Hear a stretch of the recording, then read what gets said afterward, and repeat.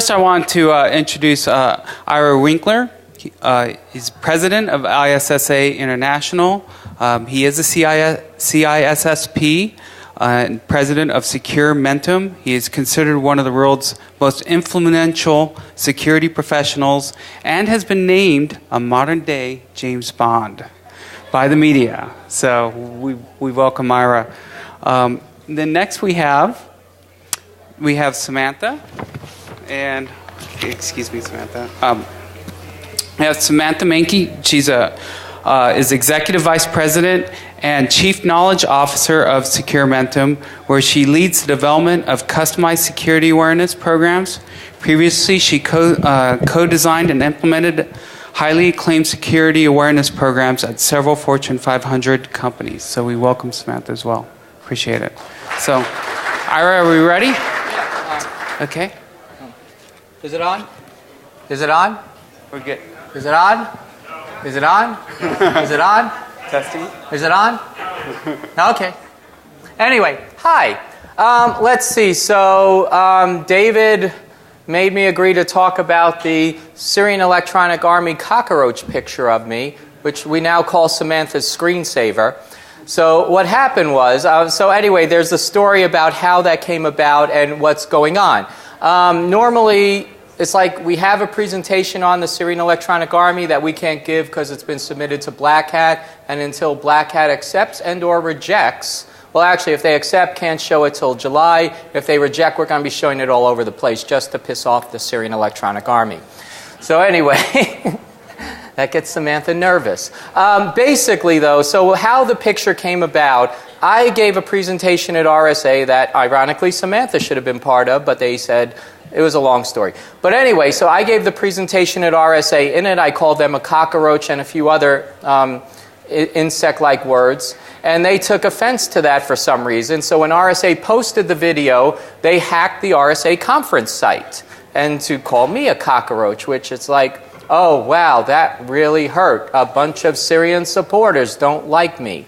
So anyway, with that in mind, they hacked the Syrian site. I went ahead and analyzed how the Syrian Electronic Army hacked the RSA conference site. And really what they did was, and this comes down to awareness as well, the Syrian Electronic Army, they don't know how to hack a site for the life of them. But what they did was they figured out when you start the rsaconference.com website on your browser, it calls an analytics package. The analytics package makes a remote call to a website like livestatsserver.com. And what happened was they can't hack for the life of them, but they figured out, okay, let's find out who does the DNS for livestatsserver.com. And they went ahead and they sent spear phishing messages in and rerouted w1.livestatsserver.com. So if you went online, you got a graphic that called me a cockroach if you were running JavaScript on your computer. Ironically, they tweeted to me to look for the message, and since I don't run JavaScript on my computer, I couldn't see it. So screw them. So anyway, so I analyzed that, did that, then I wrote this thing talking about how easy the hack was, and they got offended again, so this time they hacked the Wall Street Journal Twitter accounts, which again, spear phishing messages, nothing great, where they had added the picture, again, Samantha's screensaver, and went ahead and tweeted out, Ira Winkler's a cockroach, like, oh, that really hurt now. So then they went ahead, and that wasn't good enough for them, because I already started writing an article for Computer World. And what happened in that case was next they hacked BuzzFeed's Twitter accounts to call me a cockroach, which again, oh, wow, that hurt. So then I went ahead, and that's how the picture... Then you were the official cockroach. Oh, yeah, I'm sorry. They declared me the official cockroach at the internet, tweeting as BuzzFeed, not as Syrian Electronic Army. So anyway, then my article came out, and what's interesting, and here I'll give you actually a live phishing page up right now, because what happened was the Syrian Electronic Army, we knew, based on the work with the FBI, that the Syrian Electronic Army would try to hack Computer World as a result of this hack. So what happened was they went ahead and basically started spear phishing the people at IDG, which is the home company for Computer World. And what happened was, how do I get that for? Oh, that's not the one. That's my screensaver. Everybody like Tahiti? Wow, that's weird. Do you want me to hack your computer for you real quick? Yeah, get that up. Okay. So anyway, Is it this one right here? yeah. So they went. Oh, there it is. Wow, you're a genius. Okay. It's off my screen. But anyway, if you go ahead to that page right there, pretty much that's a page that they send spear phishing messages to, saying they sent an article and here's how smart the people are. What the Syrian Electronic Army does is they go ahead, figure out the name of an executive in the company, and send out a link to an article that everybody in the company should theoretically go to read. The problem was when they sent out this spear phishing message, the spear phishing message included the name. It was from a person who left the company 3 months ago. That's how smart these people are.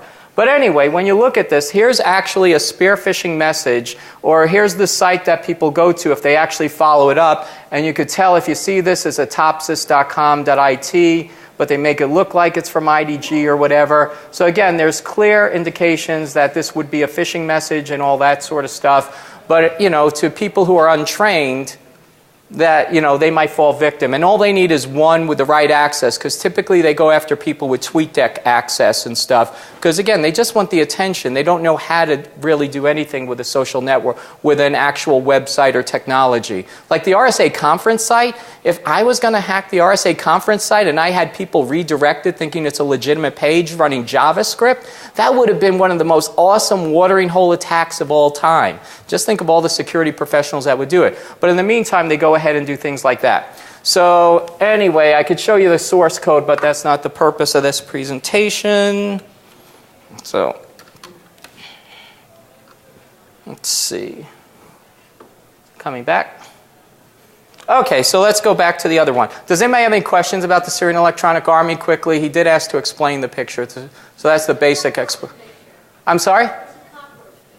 Oh, do you want to show her your screensaver when we're done? Sure. Okay. Sorry, I don't have time to connect and look at that at the moment, but I'll show it to you later. They showed it at the initial session. So anyway, I don't know if you should be so critical. Yeah. Huh. Looks like I'm the one that can't use technology now. Where's the right slideshow?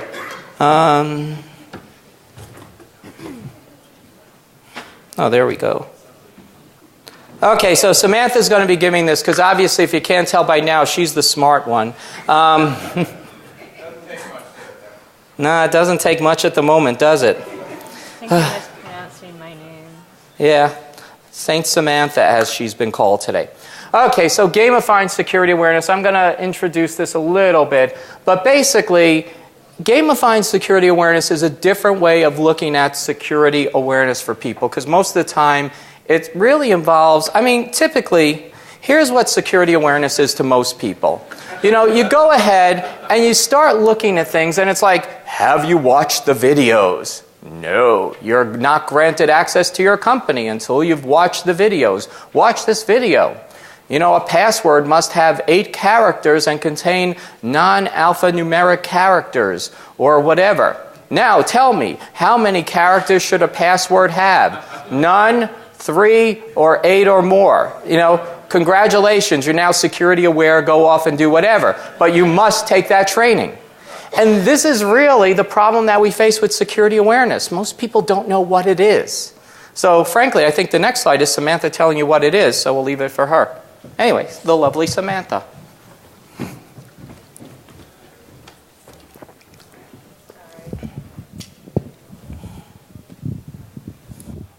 Okay, can you hear me well? Okay. I gave a presentation earlier this week, and I learned halfway through that no one could hear what I was saying, so I'm trying to address that up front this time.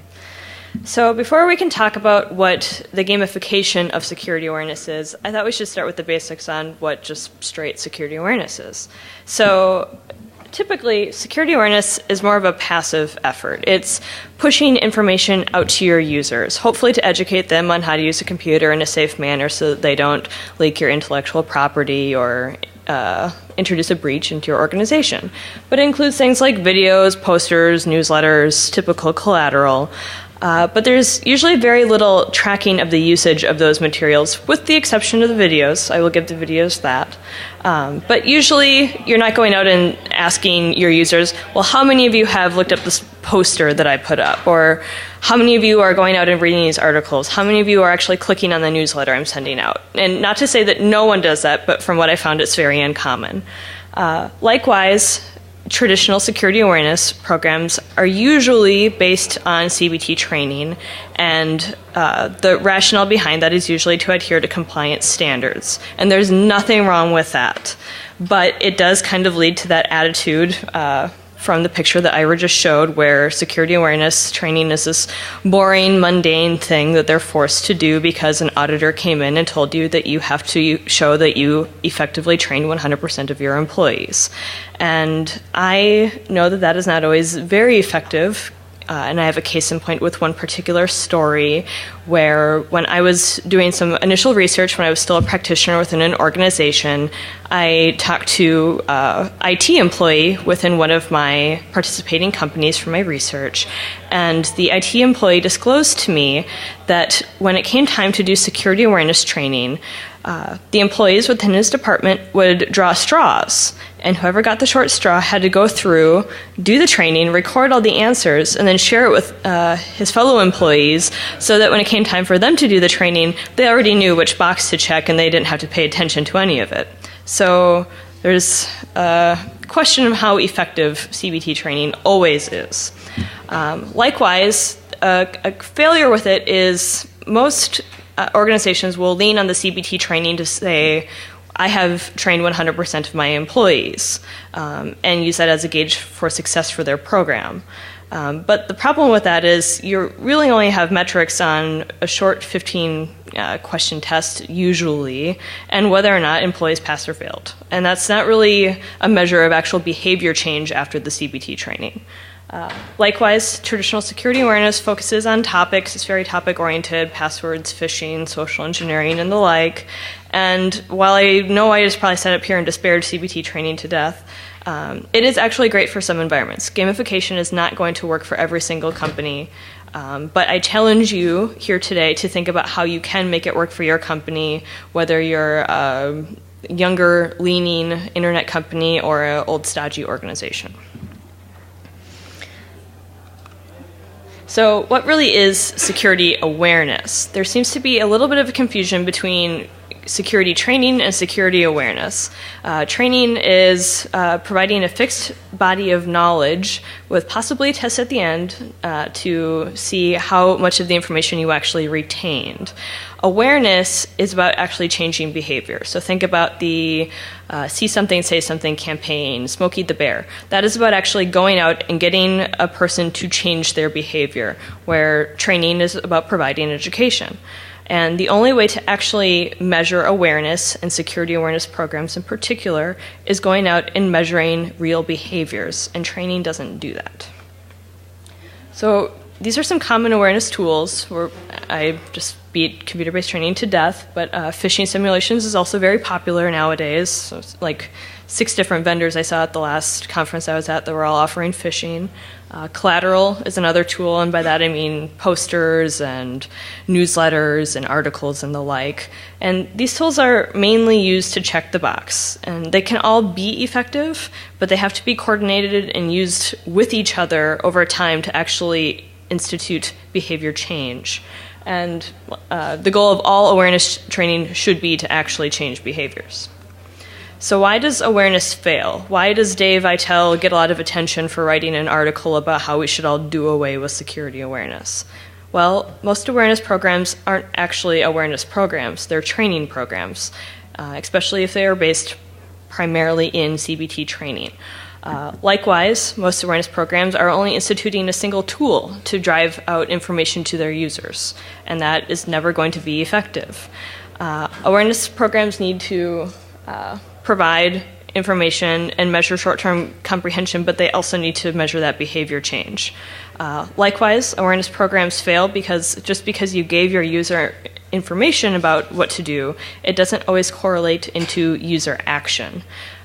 When I did my initial research, I asked quite a few questions of employees within the organizations that participated, and interestingly enough, 100% of the employees that participated in the survey said that they considered themselves to be security-minded individuals who had learned something from their company's security awareness program. But when I asked how many of them had actually changed their behavior as a result of what they learned from that program, only 60% said yes. So these great security-minded individuals are learning all this information and admitting that they're not actually doing anything with it. So also, awareness programs fail because all security measures will fail, and you need to inform your employees of that up front, that they're not going to be infallible, that all the technology you put in place is not going to be perfect, but if they take this information and learn from it, then they will help stop breaches. Likewise, we usually give a presentation on the habits of building effective programs, and that's not what this one is about, but I'm just going to go through it really quickly. So where most programs fail, in my opinion, is in point number 1, and that's building a strong foundation. Most of the practitioners of security awareness I found fall into 2 groups. Either they are an IT employee who drew the short straw and was put in charge of creating a security awareness program and sometimes thinks it's beneath them because that's soft security, that's not cool security.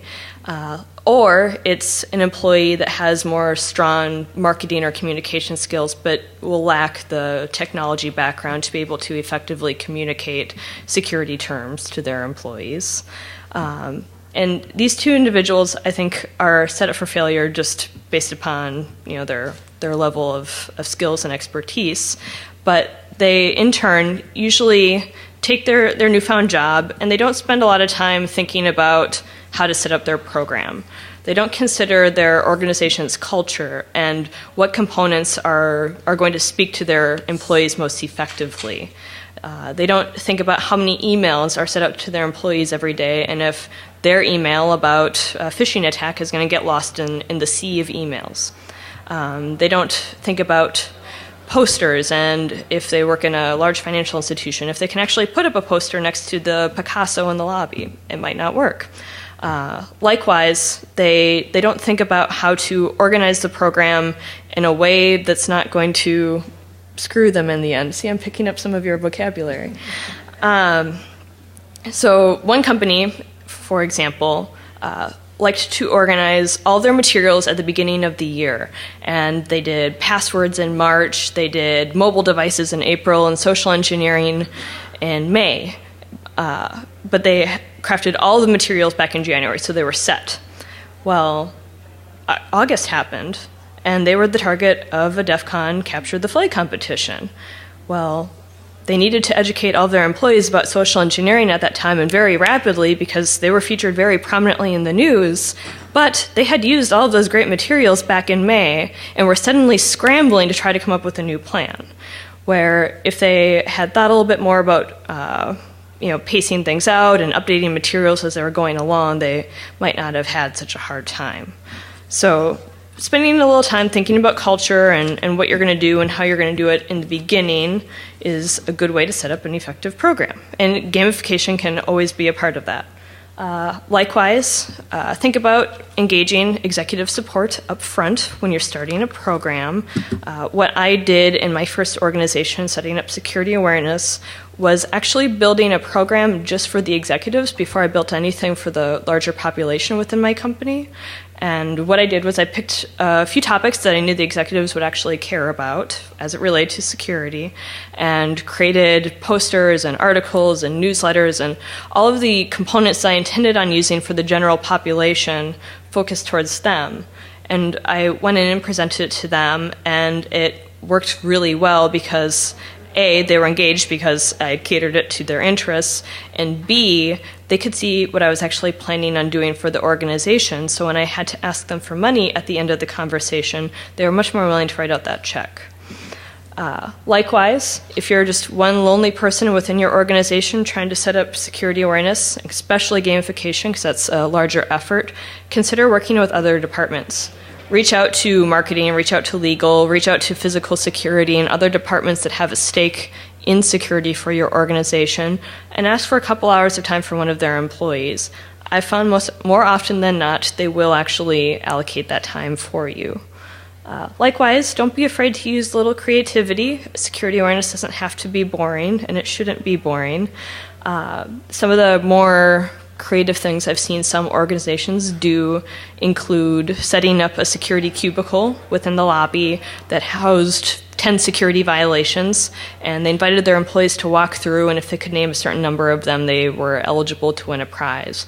This was great because it helped the employees to actually visualize what a security violation is. And likewise, it got the employees to go out and seek the security training or awareness, as it were to be in this particular case. So that it wasn't a completely passive effort. Another organization did something creative with their collateral where they were running a phishing campaign, awareness campaign in their organization, and instead of putting up posters that might have gotten moved aside or pushed behind a conference room bulletin board, they created floor-to-ceiling posters that they put on the elevator doors in their lobby that every single employee had to see as they were waiting to go up to their floor every day. And on the first day, they printed up pictures of fish and a couple tips on how to avoid phishing attacks. The second day, they did spear phishing with corresponding graphics and tips on how to avoid spear phishing. The third day, they did whaling. I don't remember what they did on the fourth day, but on the fifth day, they brought all the posters back out together and reiterated the message and said, this is from your security department. And I just thought that was a little bit more creative than other things that I've seen with other programs. Most importantly is metrics integration.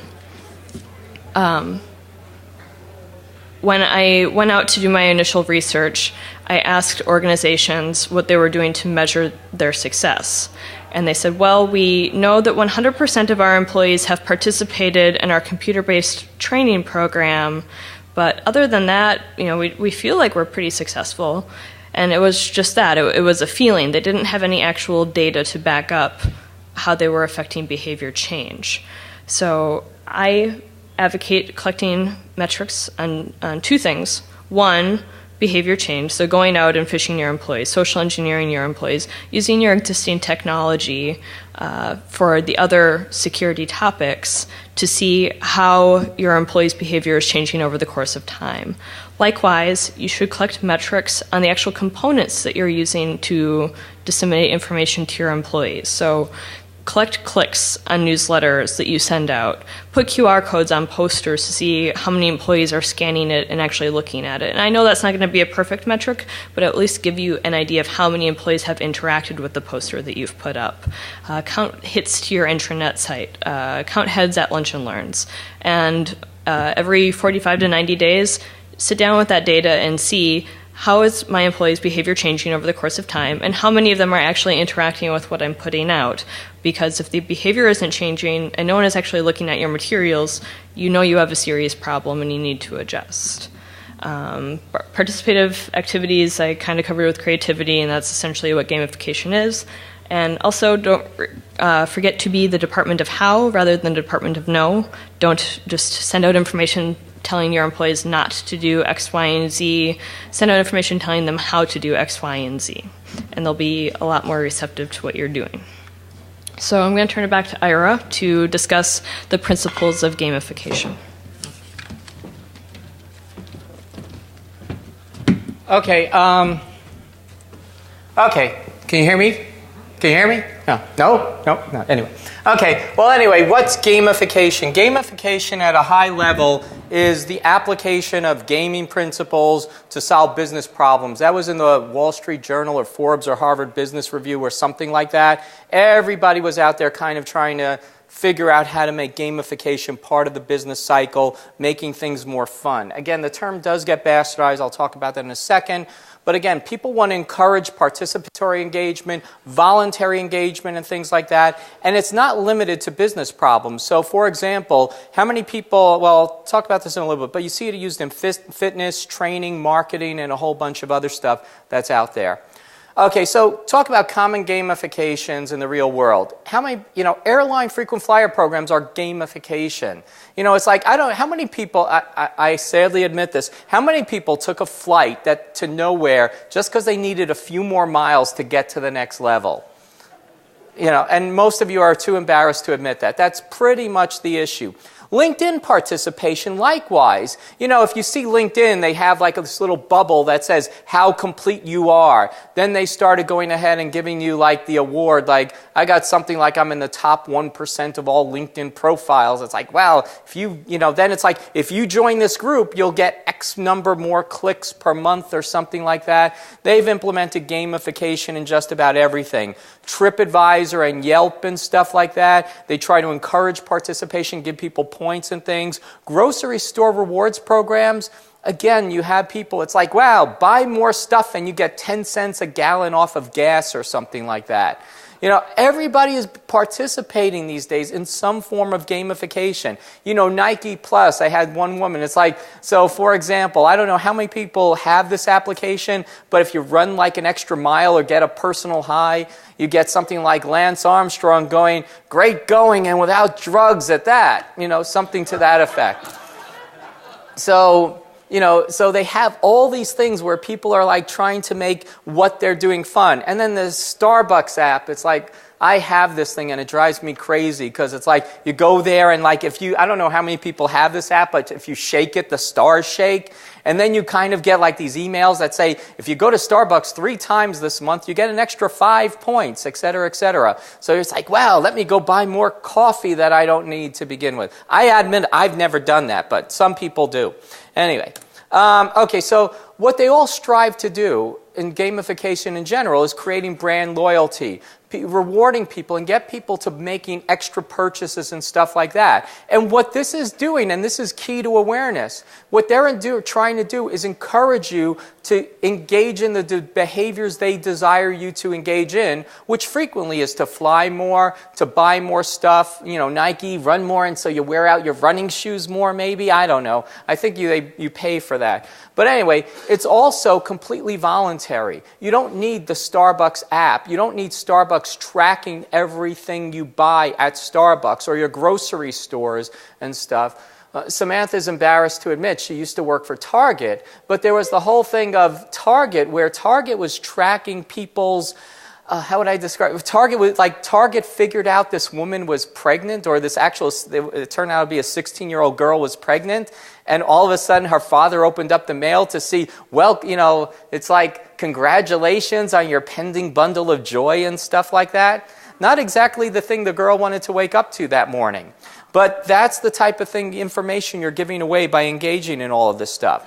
So again, what's gamification of security awareness? Again, it's a long-term ongoing awareness program that focuses on behavior. Essentially what you're going to be doing is you're going to be focusing on rewarding people proactively for good behaviors and encouraging people to seek out. Because again, security awareness in general is about pushing out information. That's what newsletters, posters, forcing people to take the mandatory CBTs involve.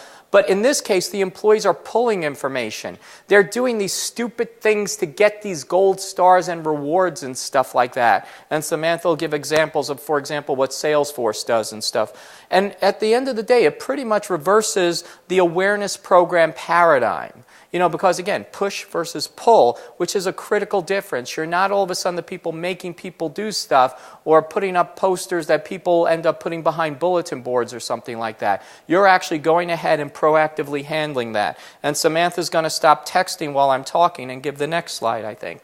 Anyway. Oh, am I giving that? Okay, I'm giving that. Anyway, what's not gamification? Gamification, contrary to what most vendors are trying to tell you in some cases, is not an actual game. It's not going ahead and saying, hey, have your employees, instead of taking mandatory training, make them take this training where they have to play this game, and then they're taking the mandatory training. It's not also a one-time effort. Again, like we mentioned, it's an ongoing program. It's not video-based training. It might be a video game. It might be a video as part of a whole program. But in and of itself, it's not a game. Likewise, fishing simulations, one-time simulations, again, they're kind of participatory, but they're not, again, a gamification. They might be a game, but remember, gamification is not a game. Oh, I think, now I talk, principles of gamification, right? Okay, principles of gamification. You need, and these are come out of different books, but things like, I forgot the name of it, Reality is Broken is like the iconic book that people should read if they're interested in gamification. Clearly defined goals. You need rules, rules or limitations, ongoing feedback, and voluntary participation. Do I have slides for that? Yes, I do. Okay, so clearly defined goals. I don't know how many people fly Delta, but there's the app that's telling you how close you are to the goal of getting to the next level.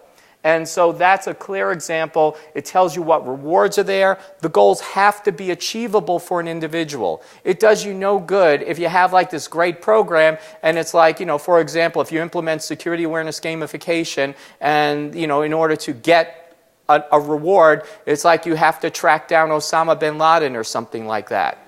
You have to do something people can actually do.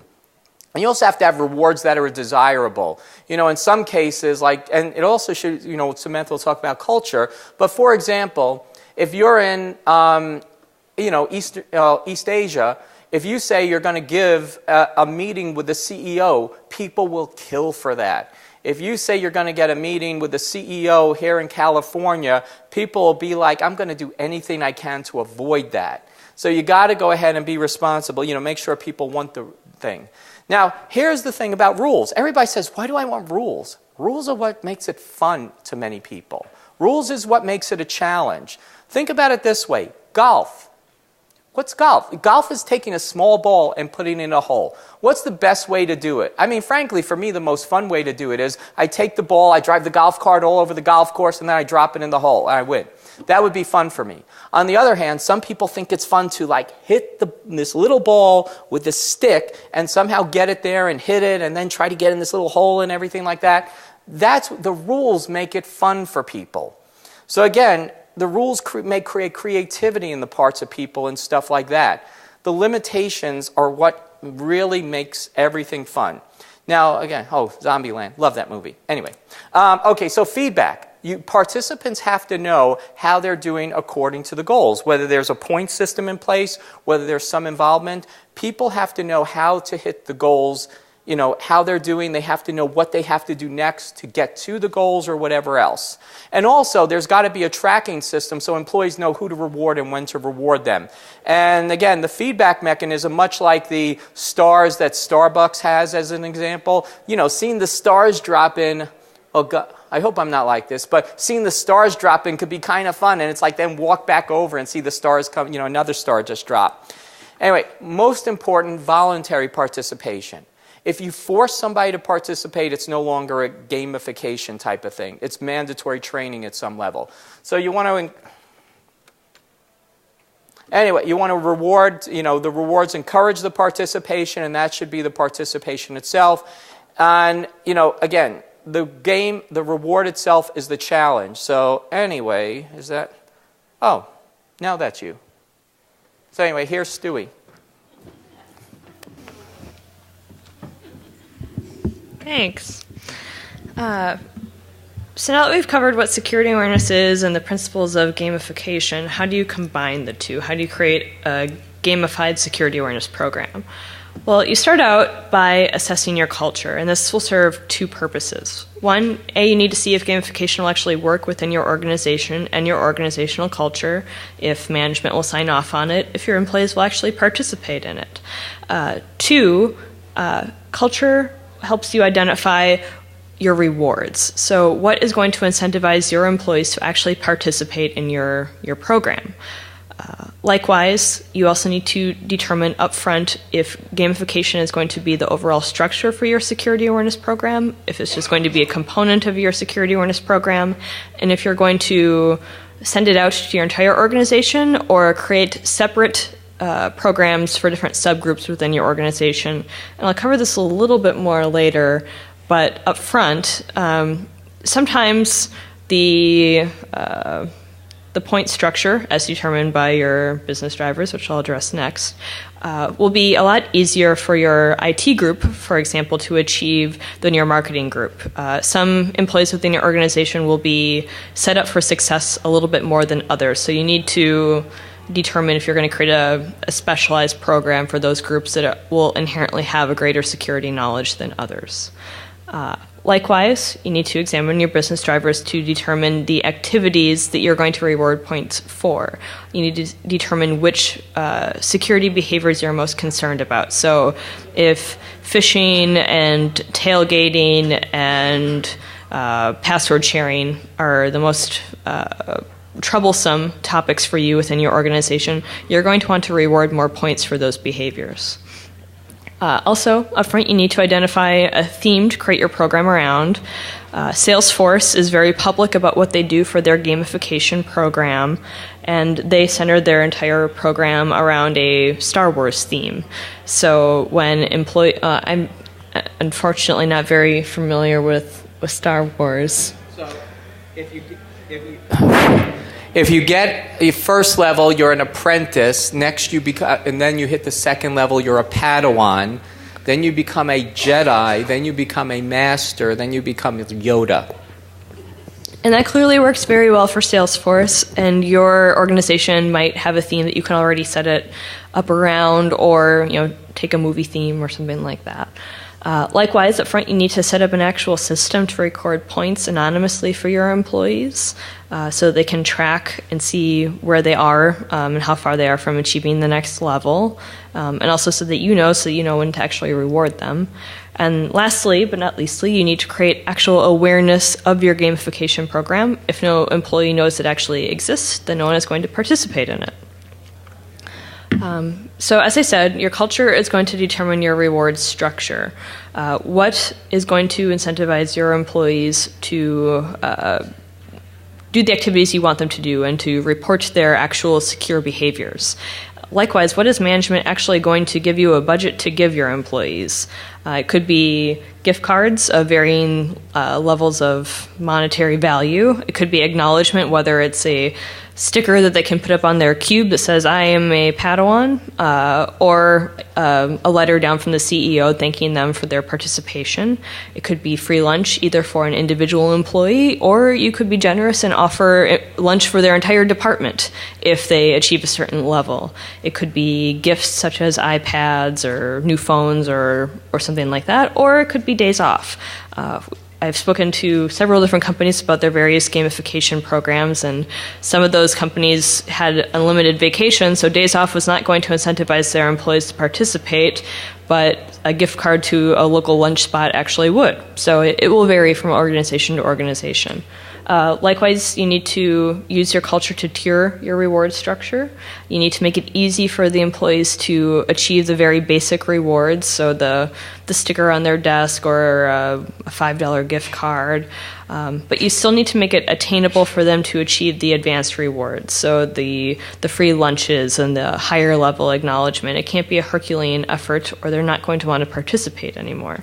But at the same note, you need to make it a lot of work for them to achieve the ultimate reward, that day off, that high-level gift card, that iPad, or you're going to get in trouble when you have to give out a ton of rewards to your employees and you didn't have a budget to do that. So, likewise, spend some time thinking about your business drivers. What behaviors do you actually want to reward within your organization? Like I said, if phishing is a big problem, you're going to want to reward phishing more than you reward other behaviors. Likewise, consider which activities you want to reward. Is it reading an article? Is it scanning the QR code on the poster? Is it attending a lunch and learn? What do you want your employees to actually do to show that they're participating in your program? And likewise, how many points are you going to reward for each? So If tailgating is a big problem within your organization, you should reward more points for that than reading an article. One, because stopping a tailgater is an actual act of bravery. I know I'm from Minnesota, and we're all very polite and passive-aggressive up there, and it's hard to change that culture where walking into a building, you hold open the door for other employees. And if you're one of the first people that is starting to do that within your organization, that's going to be a very big deal, and that should be rewarded with a lot more points than going out onto the site and reading an article. So now I'm going to go through a couple sample point and reward structures. So here you can see at this sample organization, reading an article and forwarding what could be a phishing message will earn the employee 50 points because those are pretty low-level activities. They don't require a lot of effort. But attending a lunch and learn or stopping a tailgater or reporting a social engineering attempt will earn them double the points because attending a lunch and learn is an hour of their time, stopping a tailgater is an act of bravery, and reporting a social engineering attempt means that they would have had to learn enough to know that they were possibly being socially engineered and knew how to report it to you. Finding a security vulnerability earns them 200 points because I know in my experience, teaching developers to act securely is sometimes a Herculean effort. And if they're participating and finding those vulnerabilities for you, they should earn all the points. Lastly, actually giving a presentation is a common behavior among security awareness gamification programs. And what we mean by that is when an employee achieves a certain level within the gamification program, they can go out to their department and give a presentation on security to their fellow employees and earn 250 points. And that should be awarded a significant number of points because it means they've actually gone through most of the stuff for your gamification program, but they're saving you some time because they can go out there and evangelize on your behalf, saving you some time as well. Here is a sample reward structure. We just use basic terms for the different levels, nothing fancy like Salesforce. But to achieve the beginner level, it's only 100 points. So you just need to go out and, for example, read 2 articles. Not a lot of effort on the part of the employee. And for that level, they'll get their beginner badge in whatever form that may take within the organization, and some sort of swag. Here we use a T-shirt, but it could be some other trinket that you give out for your security department, or a $5 gift card, something low level, low cost. Next, they could be an apprentice when they earn 500 points, and they get a slightly higher reward and a new badge. Likewise, when they achieve the group expert level, they might get executive acknowledgement, a bigger gift. At that point, they might achieve the advisor status, depending on what you made them do to achieve that group expert level. Next level achieves more stuff, until finally they're a guru and they achieve that ultimate reward that you set out for them.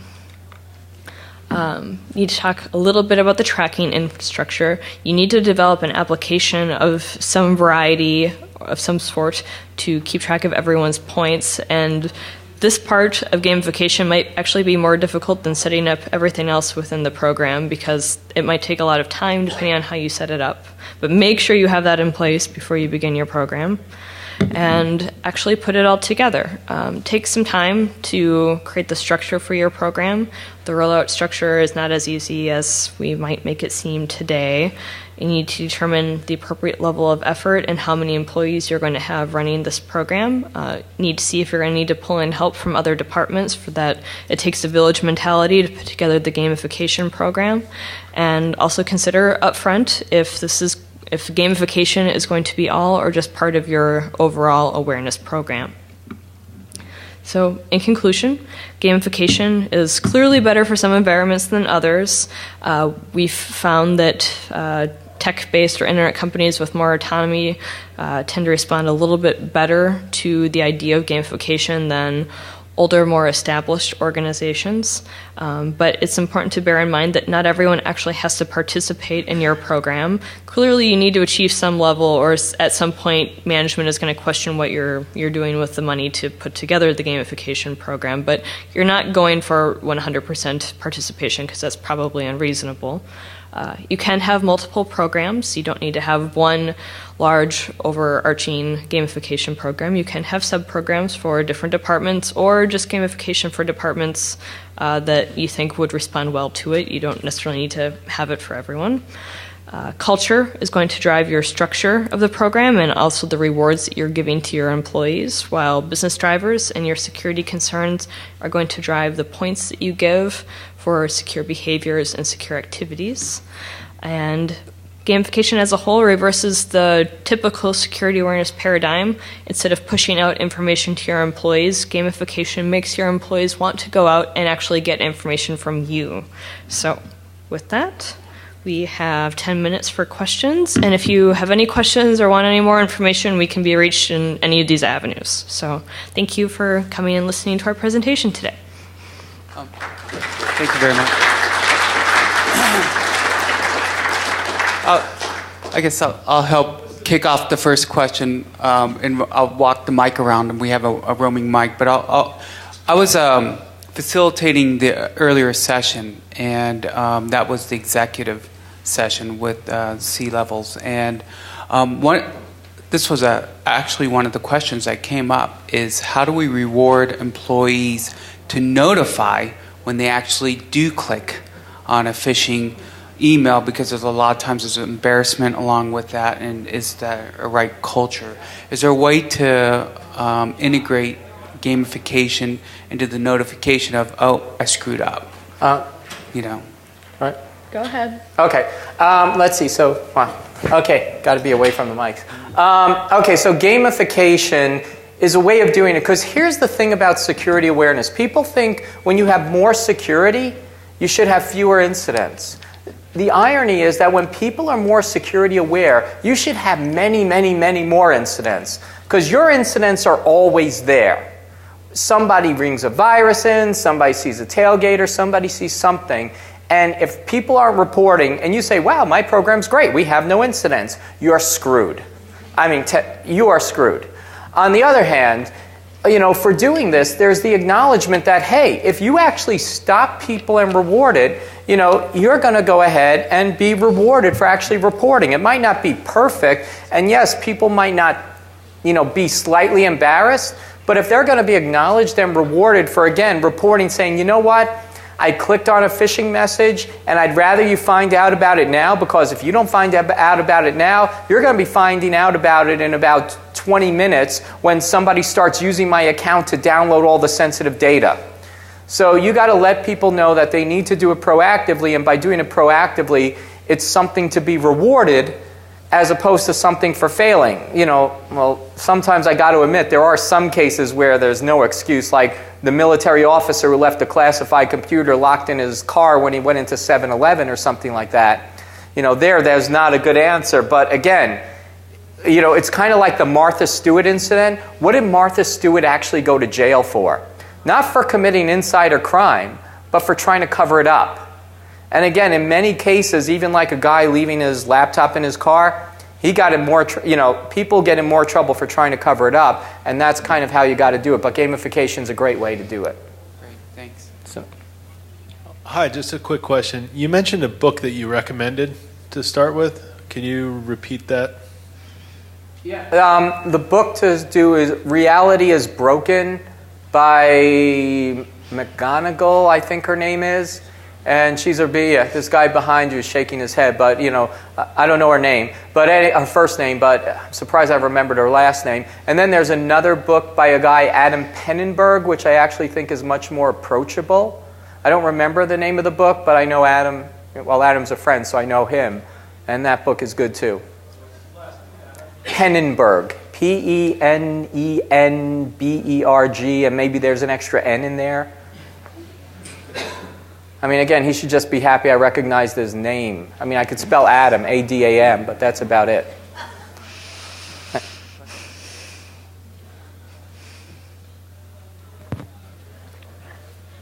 The question was, you said when you were talking about using a piece of software to manage the scoring system, did you ever find one that was appropriate? That's a good question. Do you have an answer for this? Most of the companies that I've seen just built it internally. Yeah. Okay. So there's two ways to approach that. Most people create an Excel spreadsheet, somehow integrate with Active Directory or something like that, so they have a list of all users. Another way to do it is there are actually companies that specialize in gamification, but mostly they're going to be the more expensive ones. Those are people who put together the programs for grocery stores and things like that. And so it might be more expensive, but there actually are systems you can purchase. And I forgot the name of the company. It's like a guy who invented Square went on to create a gamification program that does badges and stuff, but that's more expensive. I'll make sure I have a better answer for that question before I give this presentation again, because that's a good one.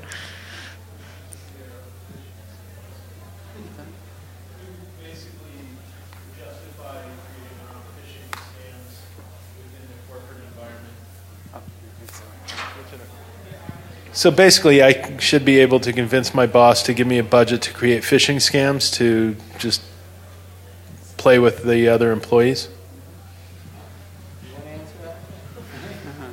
Well, as part of a larger program, maybe not a budget just to run phishing campaigns, but yes, to actually test your educational materials and see how your employees respond to it. I think that's a great way to collect metrics to gauge your success. But if you're just doing it to screw employees, I don't know. I don't think masochism is a reason to get a budget.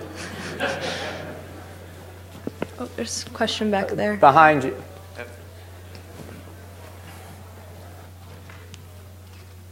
I tried running that by our company before, like making our own phishing, and they said that we couldn't because it was entrapment.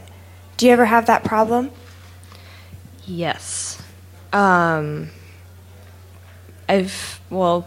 I still worked for a certain company, that was a problem that we had. And a way that we try to work within our organizational culture to address that particular complaint was informing employees ahead of time that we were going to do it. And I know that sometimes that degrades the actual success of running the campaign because they know to expect it, but at least then they don't actually feel like they got tricked as much because they knew that they were going to be tested. I would say, though, that that's a cultural consideration, that some companies just try to be nice. Also, sometimes you run into that problem where there's unions, because actually even in union cases, it's hard to get computer-based training approved, because it has to be approved by the unions in some cases. So, yeah, it's a cultural concern. Any other questions? So speaking of gamification, ISSA Los Angeles is wanting you to win $250 gift card by filling out a survey, which there's surveys in your packet or at the front registration area.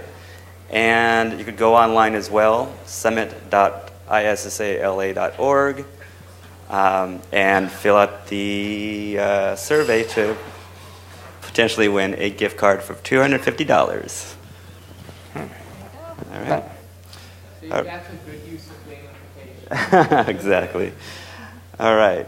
Right now it's networking break, Vendor Expo, from 2:30 to 3 p.m. All right.